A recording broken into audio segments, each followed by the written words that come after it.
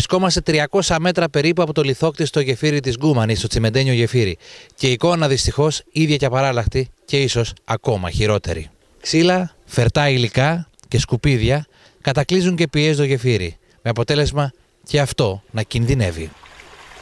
Οι αρμόδιοι φορείς οφείλουν να ευαισθητοποιηθούν και να δώσουν λύση στο πρόβλημα, μαζεύοντας με ειδικά μηχανήματα τα φερτά υλικά.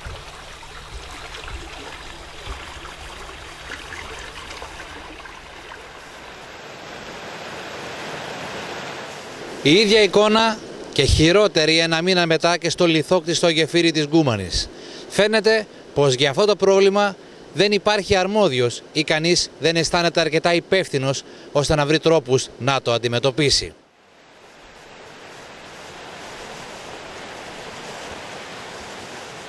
Από τη μία η αδιαφορία των αρμοδίων φορέων και από την άλλη τα ορμητικά νερά του θυμωμένου ποταμού επιτελούν με επιτυχία το έργο τους, έχοντας αφήσει στην κυριολεξία το γεφύρι στη μέση.